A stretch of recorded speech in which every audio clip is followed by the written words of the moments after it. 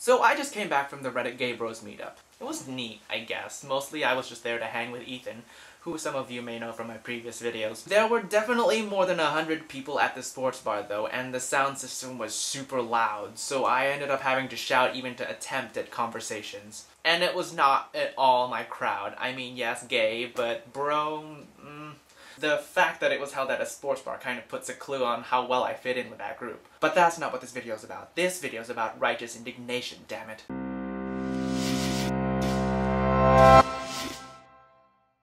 You know what really grinds my gears? Bad Englishing. Browsing around YouTube comments in general, which I do not at all recommend, it's hazardous to your health. You would think the internet was trying to create a whole new language. I know you've probably gotten tired of grammar Nazis bitching about silly mistakes, and for the most part, I am with you. If I can understand what you're talking about, given the right context, then language has done its job and it's not a big deal, right? Except when you remember that it's usually the people for whom English is the first, and often only language, who make the silly mistakes that they really should have stopped making in first grade. I mean, yeah, there are a lot of easy mistakes to make. There, and there, for example. It is super easy to tell which one you should be using, though. There is a possessive. It belongs to them. If you're talking about the preposition, where something is, then you should just remember that here is the opposite of there. So just add a T.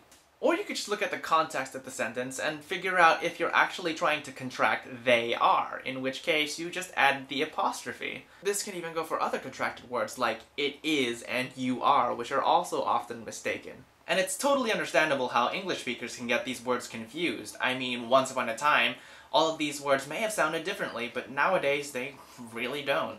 So if you learned how to say it before you learned how to write it, it's understandable how you could make the mistake. Wrong, but understandable. And English is a language that is really fucked up, so a lot of it is complicated and difficult to figure out. Affect and effect get grammarians angry because they seem simple, but they're really not. Affect is a verb. A thing is doing something, or something is being done to it. Effect is a noun, a name for what happens after and because of something. They're not actually pronounced the same, but if you're still having trouble figuring out which one is which, just remember that in the alphabet, A happens before E comes. Aha! But somewhere in some scientific paper or the New York Times or whatever, you've seen the words used quite differently. Effect can actually be used as a verb. A plan, for example, can be effected, meaning it's been put into action, as opposed to affected, meaning it's been influenced. And the annoying thing is that they're actually nowhere near interchangeable, even though some people actually think they are, so you just gotta remember which one is which. And then there's the flip side, the completely differently pronounced affect. As you may remember, affect is a verb, but affect is a noun. Affect is a psychological term that describes observable signs of emotionality or mood. So basically a measure of how much you care about something.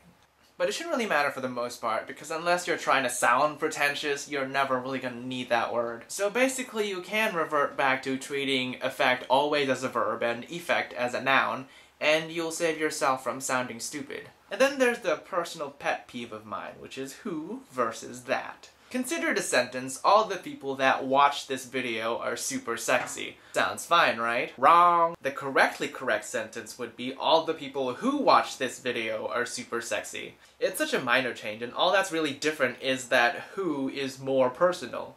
And that makes the people being referred to seem less human, you know what I mean? It doesn't really matter from a grammatical standpoint. Historically, they're interchangeable. It's just annoying. So I guess that's the point that I'm trying to drive at here. Sure, language is all about communication, and if the other person can understand what you're talking about, then it's fine. But what kind of messages are we actually trying to convey? Precision is highly important because the literal is such a small part of what we're actually communicating. We're conveying messages about who we are and what we're thinking and how strongly we feel about it. You do generally want to sound like you know what you're talking about and should be trusted. You don't want to seem like an 8-year-old with Tourette syndrome. Even if you're not trying to convey a message subconsciously, someone else can still pick up that message subconsciously. Yes, language is always evolving, but the importance of saying what you mean and meaning what you say will never go away.